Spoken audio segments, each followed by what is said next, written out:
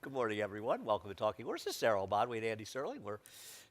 Sarah's pretty excited. You might not be able to tell looking, but some are focusing on the Tampa Bay Derby today. Sarah is getting ready for the first, what is it, Virginia Derby? Virginia Derby. It's not the first. No, it's the first first dirt on one. dirt, First and dirt one Pretty that's exciting. now a Derby. You think you're heading down? A little trip to Richmond on yeah, I have nothing to do middle next of March? weekend, right? Well, yeah. there you go. Head on down. I've never been to Colonial Downs. I'd like to go. I've never been either. Timing is Yeah. not great. It was fun back in the day when they used to have those cars at like 4 o'clock. Like, that was the first time I saw Maggie Oh, yeah? doing simulcast Oh, work. wow. Yeah, I had met with her, and we were talking about her coming to work here, but I hadn't seen her do on air. And they used to have these 4 o'clock cards, so I would watch them on what was the old OTB channel when I'd get back from work, when I actually had to work for a living. Though I wouldn't really call what I was doing on the Florida American Stock Exchange working either, as some of you may even know. And I used to watch a lot of the races down there and see them, and it was kind of They're fun. good I've turf never been racing. there. Yeah, For they're sure. great turf courses. Absolutely. I mean, pretty much. Back then, it was basically all turf. Anyway, we got a lot to talk about, so we'll head over to Naira Bets, and we're going to play Name the Missing Slate game for all of you. Use promo code MATCH200, and we'll match the $200 of your initial deposit. Play through Naira Bets. We have a Derby bankroll builder. That would be the Tampa Bay Derby coming up later. $50 to win, $20 for your Derby bankroll. Who do you like in there? Have you looked much at this? I like the other Chad. What's his name? The Really? three? I don't know his name. I don't like him. Okay. Something Hill? Hill Road? Hill I Road? believe. Hill, yes. Hill something? Yeah. Okay. Probably over the I hill. think Sanderson McPatrick actually ran better in the Breeders' Cup than he did. I know a lot are focused on him, but the conversation for another time. Maybe if we have some time at the end of the show, we can talk about that a little bit more. I don't have a strong opinion. I think that the interesting horse to try to make money with is Filioso, who is coming off one of the worst rides in a Derby type prep race I've ever seen. Anyway, we've got the bankroll builder. We've got a cross country Big Five, Florida Oaks, Tampa Bay Derby. I think that the idea, and obviously Torpedo Anna's a heavy favorite in there. I think those are good for pick fives. I think they increase the interest in paying because it gives you. I mean, it's not a free square. She's coming off a layoff. Who knows? She could Right. be vulnerable, but But if you think that is the free square, it's not like It's everything easier to else play. is Yeah. either. So there are opportunities elsewhere, even if you do think that she Florida ends up Oaks. being the single. That Then it- race is wide open. I don't have a strong opinion, but I think that that's a good betting race. I think Nitrogen is a very nice horse, the horse for Mark Cassidy. Yeah. I think she's really good. I'm a little interested in the Rusty Arnold Maiden that finished third first time out as a long shot. I don't know if she's good enough, but she had quite a trip last time. And Rajiv is riding her. Yeah. So there you go. Rajiv, who doesn't text me anymore, he just communicates through Twitter. I don't know. The modern world we live in is eluding me. He doesn't want there to be a trail to follow. Right, because there's no trail on Twitter. Anyway, 4:30 to 7 on FS2. A late show today, but we will be covering the last couple here, as well as Tampa. Acacia's down at Tampa.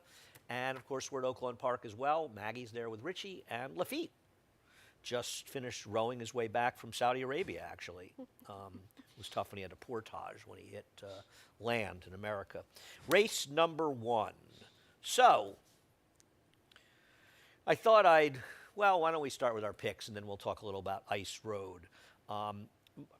My feeling is that while I don't love Bad Larry, he has run reasonably well at a mile and eighth. He's completely loose in this race. He's been running against better horses. I know he's kind of moto, but honestly, I would rather bet a horse that's going to take money, that's going to be on the lead, than a horse like Ice Road, who's the 8-5 morning line favorite. And he may well be the favorite, but you're trying to get a horse who's 3 for 31 with four. That was a cue, Eddie. I don't know. Eddie's taking a marshmallow break or something in there. S'mores? Excellent. Save me some. 3 for 31, 14 seconds and thirds. Just got up to win last time.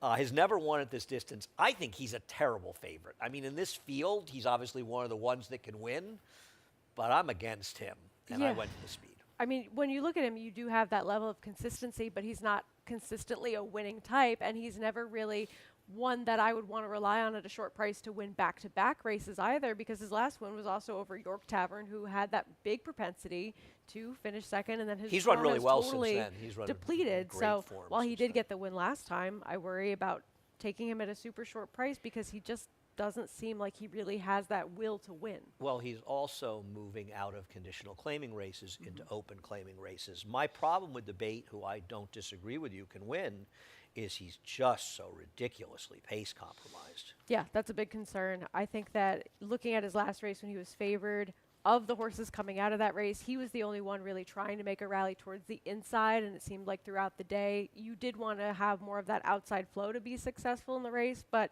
overall, he's going to be compromised in here. I just thought that with that little bit of an excuse last time, I worry about the distance a little bit with Bad Larry, though I do agree he has that major pace advantage in here. And I just thought that he was the one that I wanted more to handle the distance. Yeah, but I mean, he's actually run okay at 1.125 miles. I mean, his effort on the slop in Saratoga, even the race where he finished 4th in October, and those were races he couldn't even make the lead. So I didn't feel like his 1.125 race were as bad as I thought they would be. We'll see what happens. Two horses that obviously can both win. Neither will be particularly strong prices. We'll see how it plays out.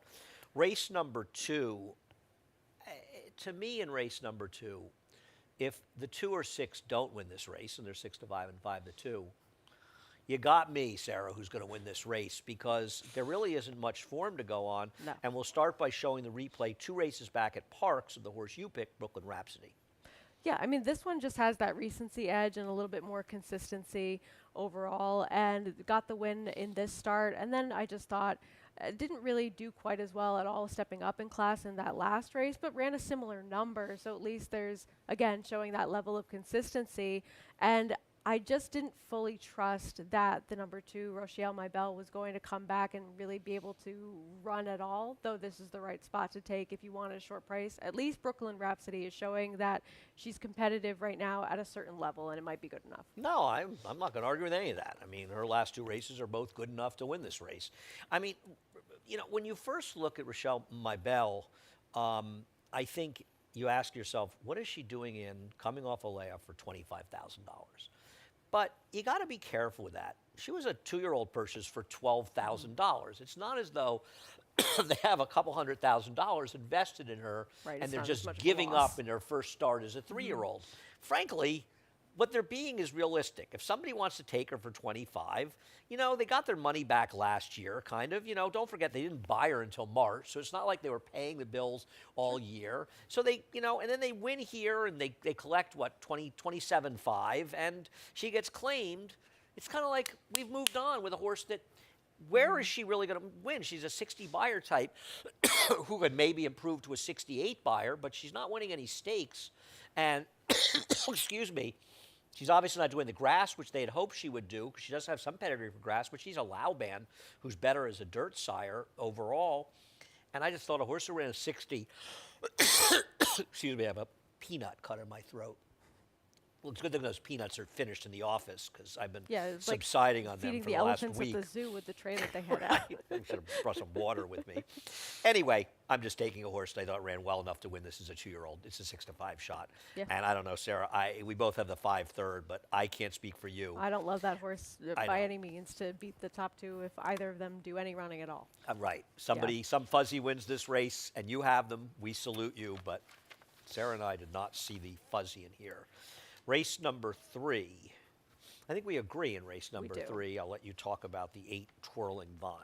Just looking overall, someone that's dropping in class, over 13, maiden first time in for a tag, but off the layoff last time out, didn't always really show that this horse necessarily was going to be that same Ophir on dirt. A couple of turf starts were okay, and when you go back to any of the past numbers before that last one, they just make sense against this group, against better horses as well. And while the last race, yes, a concern, this just seems like a logical spot. I agree. The last race, though, is a concern. I mean, to be fair, especially when they come off a 7-month layoff and then they drop down after it. Now, the drop down is reasonable, because the fact is they were banging their heads against the wall trying to win a maiden special weight. Right. But this is a barn that we've seen win some races. Their horses have been live, so it's not like we're betting on a horse or picking a horse, at least, that, you know, is coming from a barn that never wins and is going to be 3-1 to 4-1 in here.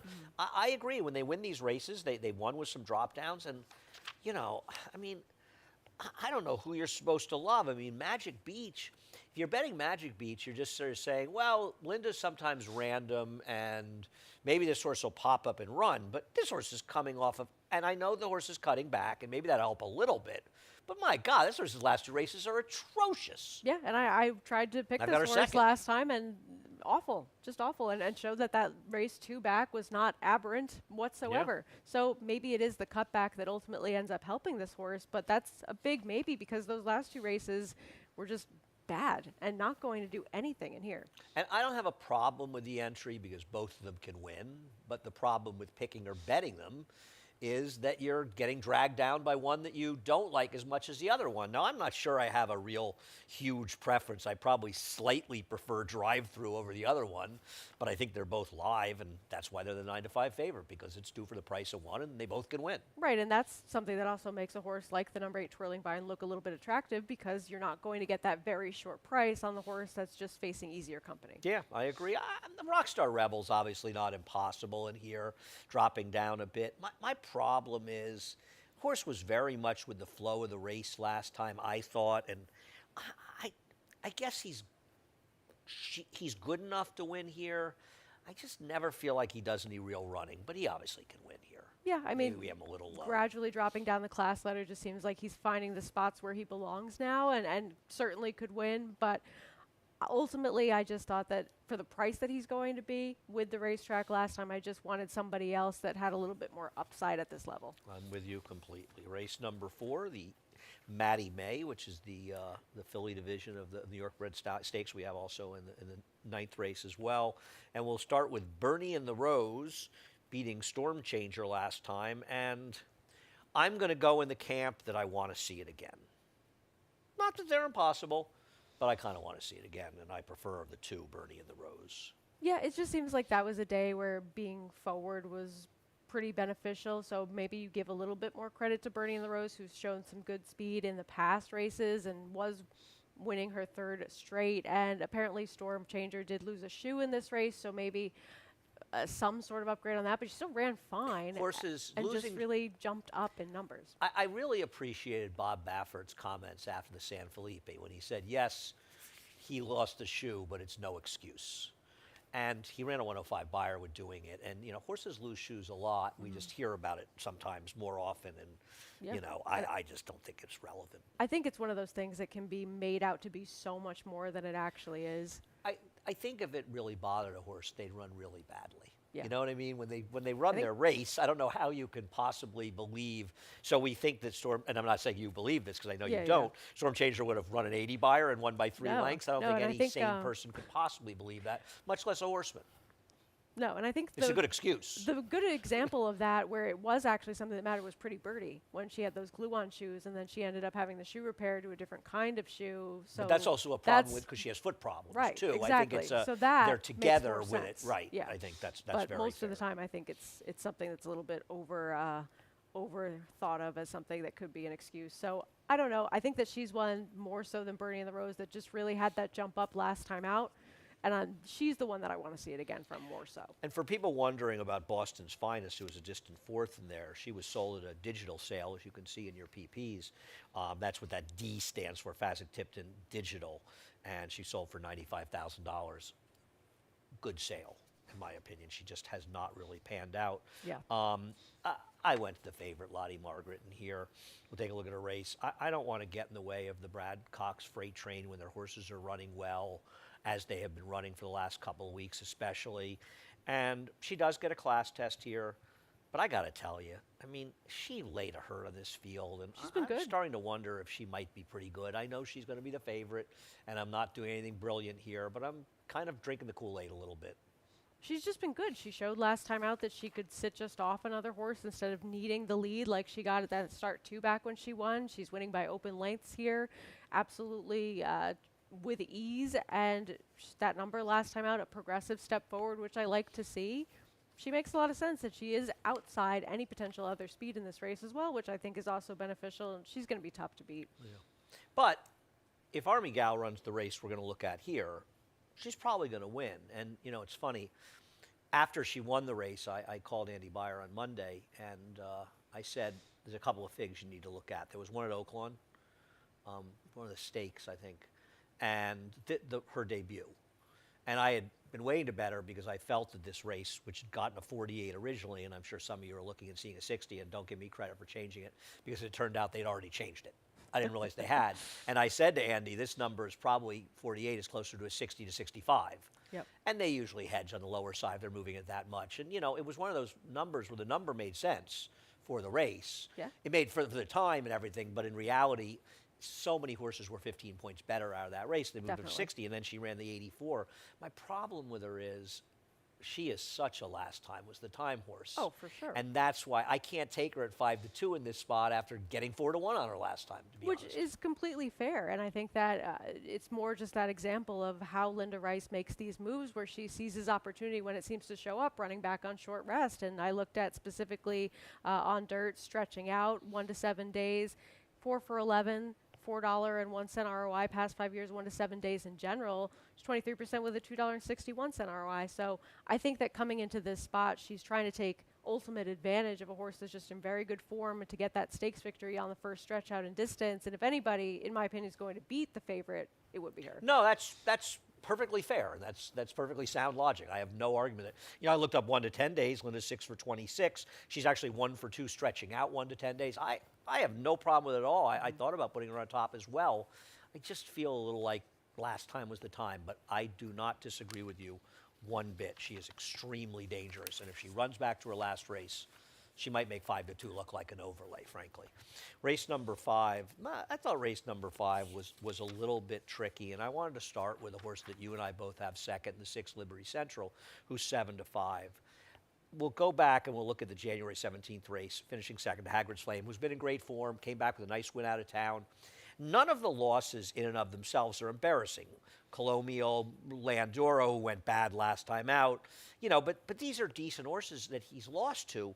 The problem I have, Sarah, is that he's 1 for 14 with 6 seconds and 4 thirds, and it's not like he's been a big price in a lot of those races, and he just ain't winning. And he's a good horse, and I don't mean this in any way to discredit the kind of races he's been running lately, but when he did win and break his maiden, he was helped by the racetrack, too. That's I fair. remember He that came was up a a gold race rail, yeah. where Good he was point. really assisted with that race, and it's not as though he hasn't run races since then that are certainly capable of Better getting the job races. done here, and certainly has improved, I agree, but with that in mind, I think that as well, with the seconds adding up and the short price you're going to take, I just didn't want him in here. He's also on not top. getting the lead from your horse. So that's also a bit of a problem for him. And I know you could say he can stalk, but I don't love him trying to stalk. Is Hey Toby, though, your horse, another horse that was the last time, was the time horse? He is a horse that got a very big number from Timeform US. But are you a little worried about the way that Wake Surf ran yesterday in a 16 claimer? Oh, it's awful. Right. But I will say, at least from Hey Toby, I think that he's going to be in front here, Yeah, and you he's would the think speed so. from the rail. And I will say, with that 78 buyer that he earned last time, it's not as though that number completely came out of nowhere. Yeah. And maybe the races that were against some tougher company versus the $25,000 not when it was at 3 last time, sloppy sealed track, 1 sprint, that 1 route that had a decent pace. And before that, yes, at Finger Lakes, but he has races that That's the certainly problem, do fit. though. The contra argument to your he's run good race before is all those good figures were at Finger Lakes. That's the contra argument. And believe me, I have no, I'm not criticizing the pick in any way. I think he can win this race Oh, as no, but well. that's totally I true. just think he's a major player in here. I was very much on the fence over whether or not you really want him moving up in here. And the other thing is, isn't Liberty Central going to try him sooner than later? I don't see him exactly just loafing around. Yeah, Well, look at Willing to Risk It All in Senegal, and there's Willing to Risk It All running second. Senegal finished a credible 4th in there. And I looked at that, and he's at 1 for 13 and 3 seconds and 3 thirds. He has run some good figures, but they've all been on the turf. And I know he had the good number, though, 3 back, which is good enough to make him contentious here. I thought he was another horse that could win this race. And I started looking through and thinking, the 1 can win, the 3 can win, the 6 can win. Is there anybody else? And the anybody else for me was Leo's Reward. Because, and he may just not be good enough. And I have no argument anybody says, Andy, you're in a 69 buyer, you're trying to get him to run 6 to 8 points faster because one of the good horses is going to show up. They're going to be horses running mid-70 figures, and he simply may not be good enough, and that's a very valid argument against picking him. On the other hand, he seems to be a horse that might be improving a little bit. He's coming off a win for Dave Donk, and maybe he's just a lightly raced horse and get better. And as opposed to 1 for 14, 1 for 13, at least Hey Toby's a multiple winner. So he doesn't fall in that category.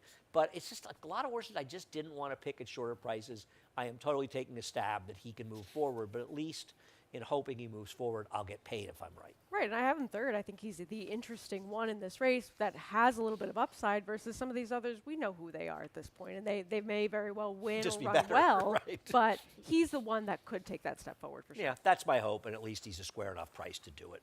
We'll take a break. Sarah and I will come back with the late pick 5. Horse racing? Check. Weekly promotions? Got 'em. Huge payouts? You bet. With Naira Bets.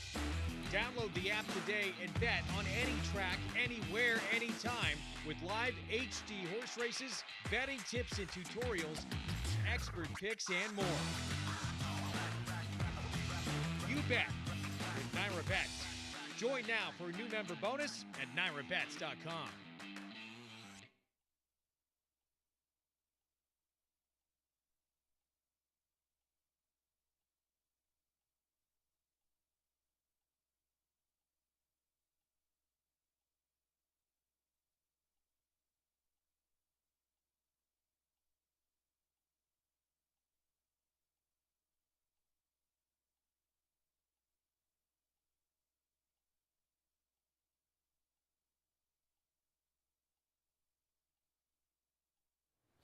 Welcome back to Talking Horses. This is Sarah and Andy. Saturday's card, race number 6, kicking off the late pick 5. And let's take a look at the horse you have on top, Fines Creek's last race, finishing second, and let you talk about him. Yeah, you're not going to get a price on this horse today versus the kind of races that he was in over his last couple of starts. But I thought that he's one that's taken some decent steps forward and had a really rough trip 2 back. And then in this race, running against a horse that he had faced in that race 2 back as well, who was able to stay towards the inside. And he was off a little bit slow again and sort of had that outside move in here to finish second. I just think that he's one that last race, even though it was a regression on his numbers, he had a much better trip in there by far. And I think that was a day where being towards the inside was beneficial. And he wasn't one that was ever really on the rail. I also think that figure may be low. You know, you look at the winner of the race, 56, 55, bang, 44. You know, I think there's an argument that the number's too low, and I don't think it's going to be a bad price. I think you'll get every bit of that 7 to 2 because, I mean, I guess maybe he'll be a little shorter than 8 Play the Gray. My horse may end up getting over betting here. I don't know where else they're going to go in this race, but I flirted with putting him on top. I agree with you. I think he makes a ton of sense in this race. I think Play the Gray makes a lot of sense in this race as well. You know, he comes out of that race where the track was really speed favoring and didn't really have a chance last time. See, I thought maybe he'd be the one that would be a little bit better. The 3, the 7, 8, 9. I thought the 8 might be the one that's the best price of them. Yeah, that's fair. You know, I'm arguing with David on lines is a fool's errand, but originally I wasn't going to pick Captain Jack Sparrow. In fact, originally I was going to pick the horse that you picked. His first race really wasn't that bad, you know. He kind of had trouble in the race. He made that huge middle move way out in the middle of the racetrack, and I thought the more I looked at it, he did enough running in that race before just giving up in the stretch that I actually think he might be okay. And he's just taking the appropriate drop down. He might have found a field that he just could have at his mercy. I mean, I just think he's a lot better than that race. And I don't know about you, I didn't like anybody outside the outside 3. Yeah, I thought the 6 a little bit interesting. You wanted to pick him. Admit it, I wanted to pick him too. I thought about it, and I but just couldn't make him any higher. But with the 7 that you're talking about, Mike Maker is a trainer that he runs so many horses that it's hard to find a really good stat for him, I think. But that's some really good stats in Naira. But made in special weight, made in claiming, state-bred restricted races on dirt. 7 for 19 past 5 years with a positive ROI. So this is one that he really does excel at. Well, the problem with your 7 for 19 stat is you've got actually horses running state-bred races out of town. He's 6 for 15 with New York breds doing it. Yeah. It's funny because I saw the 7 for 19 Yeah. first, and then most of the time when you put up the state bred races, it doesn't. They'll just be New York horses. but then it was any with state. him, he's Mike is omnipresent. I agree. I looked at State Park, and he had that look of Little that bit of a look of like somebody that was felt like Alice in Wonderland. Yeah. Looking at it, but I just don't know if he can run it at all. But Yeah. I agree. It's like I had really wanted to make a case for that ridiculous $100 horse that won yesterday, because the trainer has been a wise guy with a couple wins Yeah, and prices and weird horses and such. But I couldn't find. It's sort of like I couldn't find a single thing to go up here other than say I'm taking a stab with this trainer. Obviously, I wish I had. Well, sometimes that happens where you kind of think someone's interesting, but you have no real reasons. You're drawn to make the horses. case. You're drawn to horses sometimes, and you're not really sure why.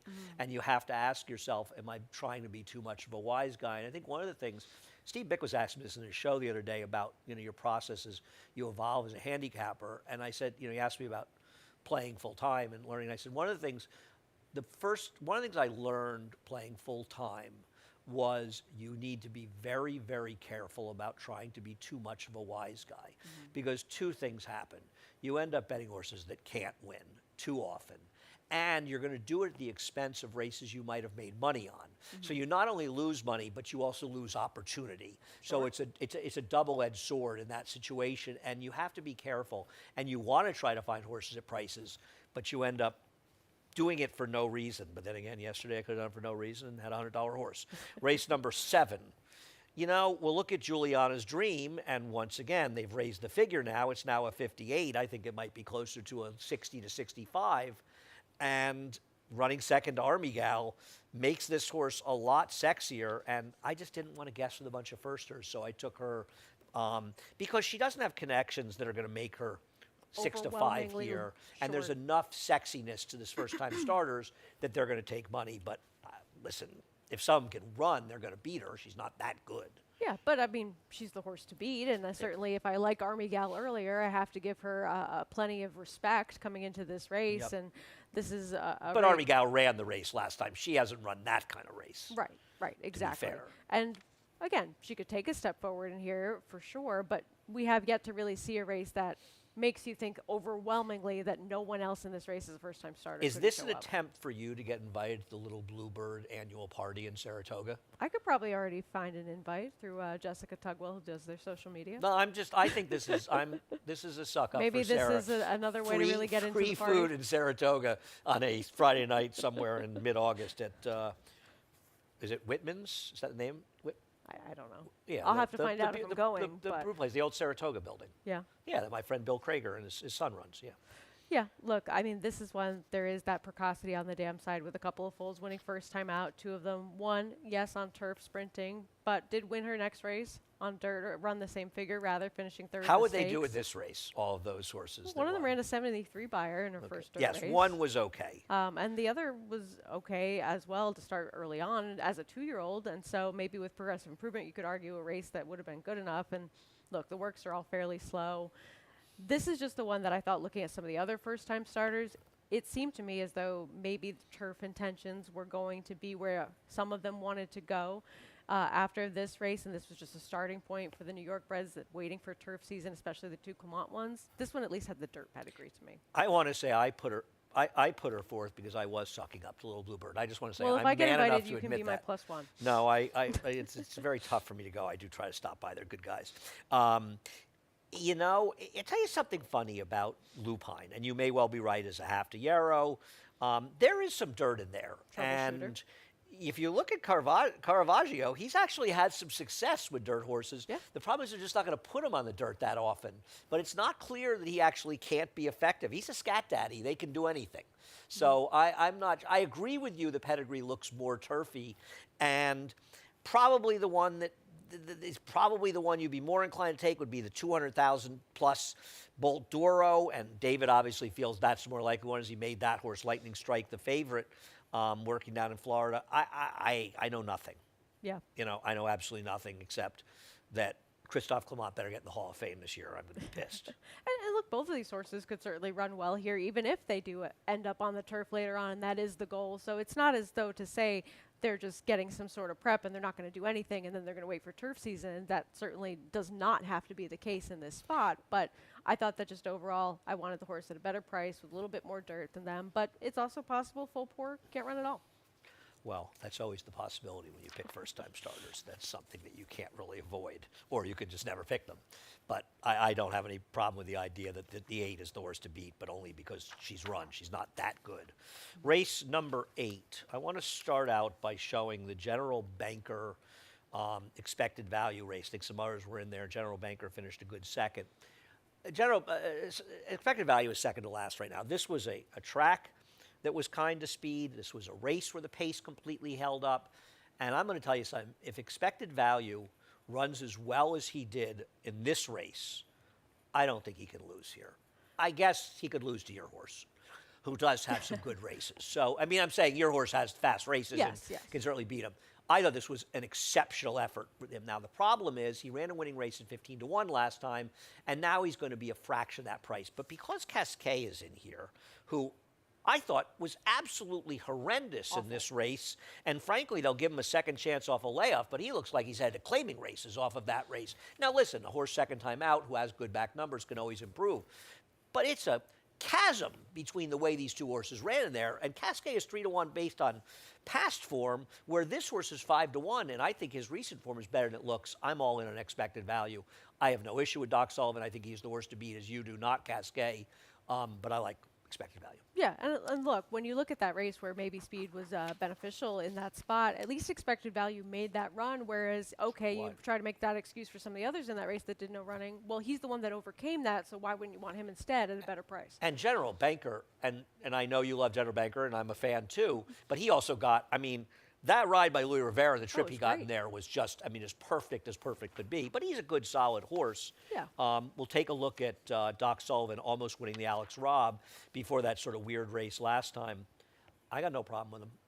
Yeah, I mean, look, this is the first time in a while that he hasn't been facing stakes company, and that he has run well on Lasix in the past, but he certainly shown he doesn't need it. So whatever they may do today, putting him back on, it's not going to make that much of a difference in here. But at least with him, you're getting that slight class relief, even though this is still a very good field that he's facing. Plenty of horses that are stakes quality. He's pretty good. Types, but he's pretty just good. So consistent. No, I have a lot of respect for him, and I think that he just has some of the faster races if he can find one of those 90s. Except they're both on sloppy sealed tracks. That's my one problem is his two very best races were sloppy sealed. They're not so much better than his other races, and he has speed. He should be in a good spot. The horse that none of us have in the top 4, but I think really has to be talked about a little bit here, is Win It. He just can't get out of the gate. But let me ask you a question. Let's say you had a magic 8-ball, and the only thing you could see in this magic 8-ball was the first 5 seconds of this race, and you knew that he broke cleanly in here. Don't you think he'd kind of be the horse to beat? I think that he would be a lot more interesting.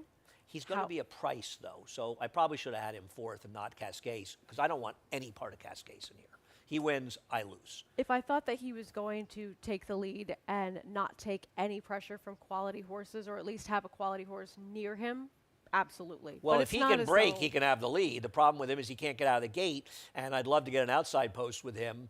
But listen, I just feel as though Win It is the kind of horse I wouldn't want to be deep in a pick 5 and not have Win It somewhere on my tickets, because he has ability. He's an annoying horse. He can't get out of the gate. They're trying blinkers. He ran with blinkers in the past. He ran a 93 Beyer with them. He always scares me, because I'm going to look up and his little gray face is going to break on top in one of these races, and he's going to wire this field, and he's going to pay $19, and I'm going to be sitting there feeling like a jackass. Yeah, I mean, hey, that's bigger one than I normally am, actually.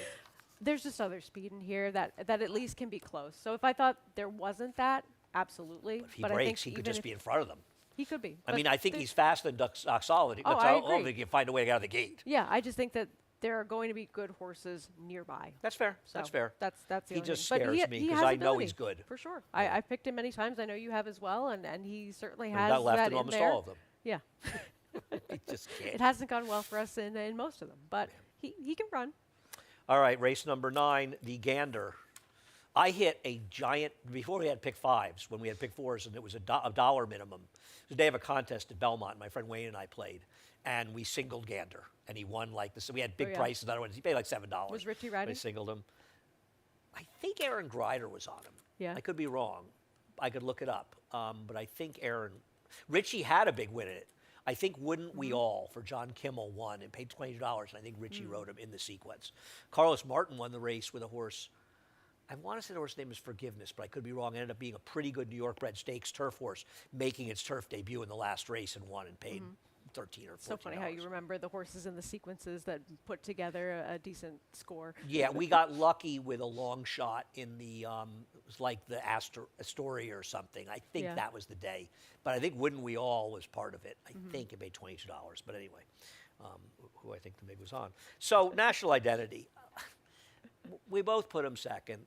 I'm not against him, but Sarah, don't you just feel a little bit like you want to see it more? And I think there's an argument that, listen, on the surface of it, he got beaten ahead by Sand Devil, and Sand Devil came back and ran really well in the Gotham, and he's really good, so maybe he's just better than these. But you could also say that the way the race was run favored him a lot more than He was Sand Devil. invited in. Yeah, and I wonder if that played a role in him running the big figure. Having said that, he might just win this race by 4 lengths, and we're going to feel like idiots trying to beat him.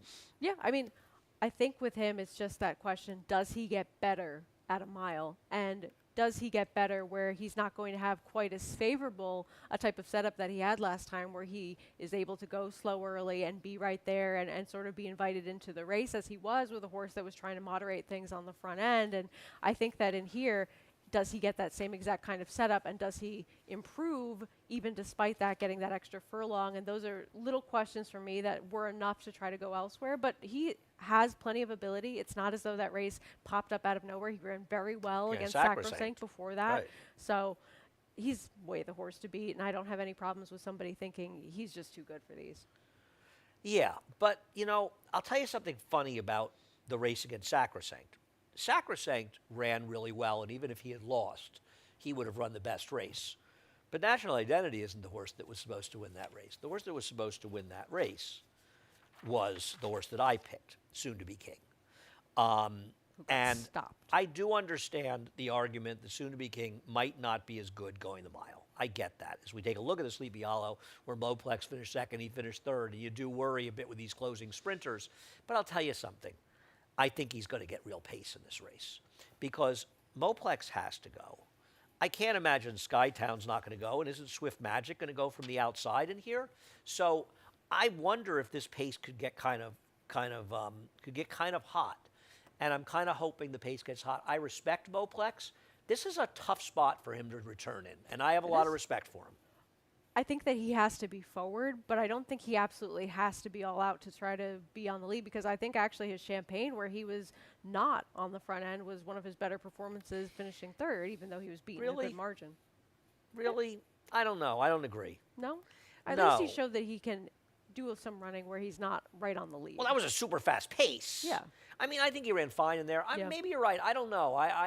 He's fresh off a layoff. I find it hard to believe he's not going to be forward in here. That's what worried me about him, and I That's thought fair. about picking him, and he's obviously the most likely winner if you want to beat National Identity. Yeah, but I will say that last race where he was forward, he was using that speed. He kind of had to from the rail much more so than he necessarily has to today. And there, he was kind of dueled into the ground in there. No, well, Sacrosanct is better than him. Yeah. So that's why he lost, and I thought he ran fine. Listen, I have nothing against the favorites. I'm just hoping the pace gets fast enough, and I kind of wanted to take an alternative. And my alternative was Soon to Be King in here. That's really all it comes down to. I have absolutely nothing against the 3 and 5. They are very much the first two horses to beat. So race number 10, once again, didn't get to show Spun Size because this is the 3rd or 4th time she's been scratched. Do you know that I bet her? Her last start, it was the first race on New Year's Day. Yeah. And I thought she was a little bit interesting, and she got beaten ahead at 30 to 1.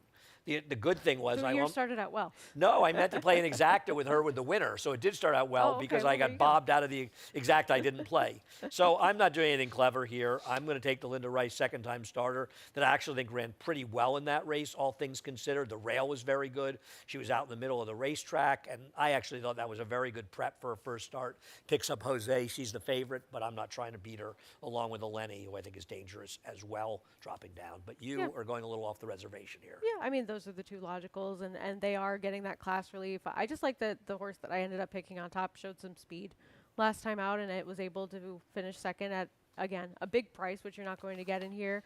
But I think that she's the one that's kind of going to get a little bit more lost in the shuffle than some of the horses that are taking that drop in class. And at least with this one, you are getting that speed from the inside, and I don't know. I think that Awesome Roberta is just one that I'm kind of done with. And then when you get outside the 7 and 8, there just wasn't someone else that I had any strong feelings about putting above her. Okay, I didn't see it, but listen, I think an interesting horse here is the horse we have fourth, Shock.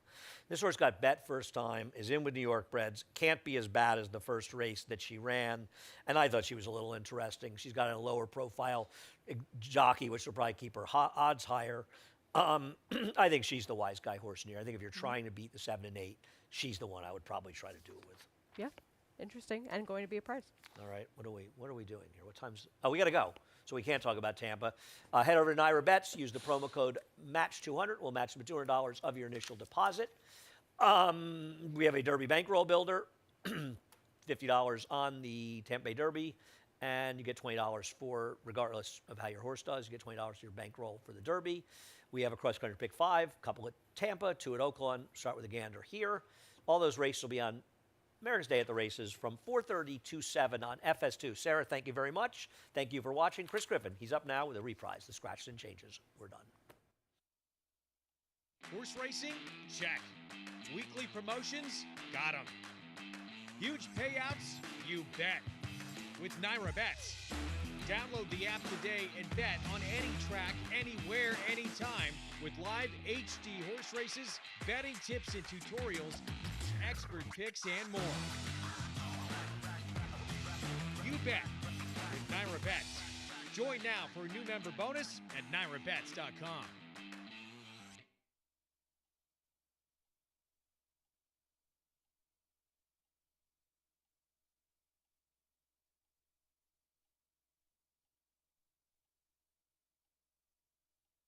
Hello, ladies and gentlemen, and welcome to Aqueduct. At this time, we ask that you please rise, remove your caps as we honor America with the playing of the national anthem.